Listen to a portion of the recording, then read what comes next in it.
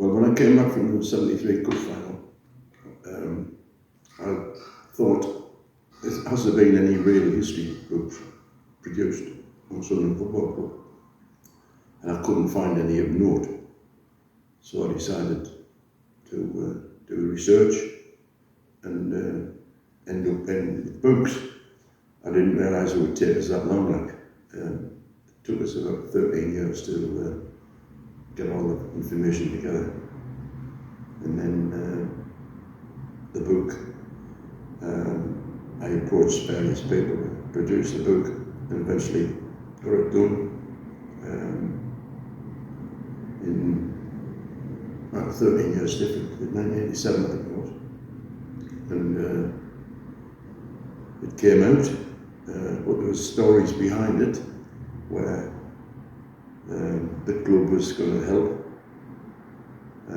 but that was knocked on the head when my co-writer, Billy Simmons, made a point about Mr. McMenemy, said he was signing Dad's Army on, so the club dropped out of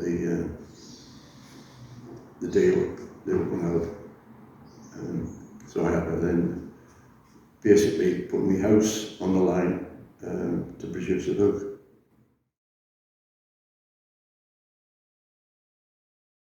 Well, the target was to get £20,000, which was the cost of the book to be produced, and with people buying it in advance, and when it came on the market, they were buying it in big measures, basically.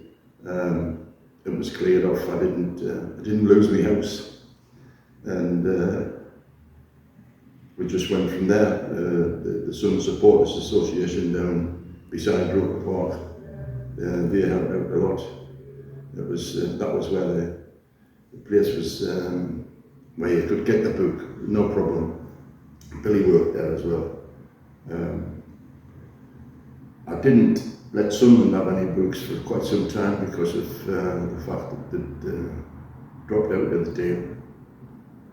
And it took them, well, Alex King used to plead nearly every day if they could have some, because the people couldn't buy it at the club, but they would buy it around the corner at the Supporters Association.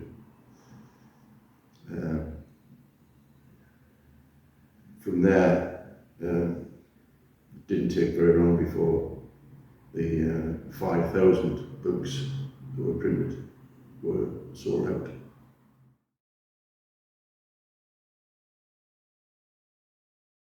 I decided 10 years on that it needed updating, so I went about getting the information again.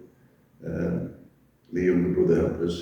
I put it on the computers rather than handwriting, and then we got it produced again, and that went just as quick as the last one had done. So, but then it got to the stage where I really didn't want to continue, because it's a labour of love, I suppose, but it was hard work.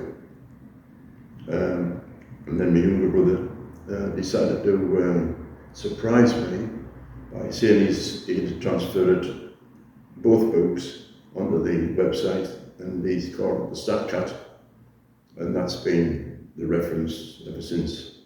Well, StatCat, my younger brother decided to put this all on the computer, and he's added things that are not in the book, various things, and you can get a day-to-day summary of everything, people's birthdays, when they died, when they were appointed, when they were sacked.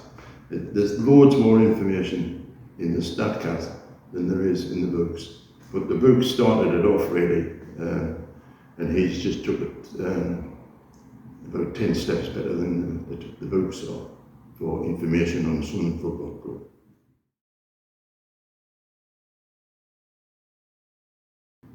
I didn't find it really. The most interesting fact was found by my younger brother, because he he found proof that the club was formed in 1880 rather than 1879. He's got the necessary paperwork that we found it in the Athletic News in Newcastle, which was a paper way back in the 1880s, and they had referenced Sunderland registering in 1880 rather than 1879. And that's the most interesting fact, I think, because it was believed that Sunderland were formed in 1879, and that is wrong. It's 1880. I remember going through to the Metro Centre where Brian Clough was signing his book, and I took my book hoping that I would get mine signed by him. And I bought his book and asked him if he'd sign my book.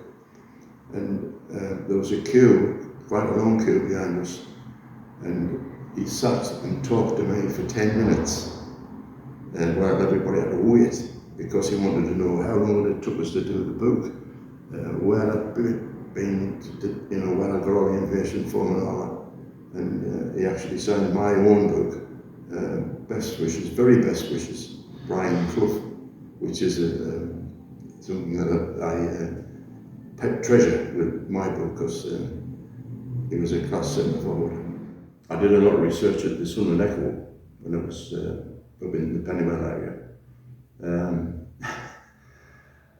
I was asked if I wanted my wages one Friday, because I'd been in the Echo office every day for about 3 months.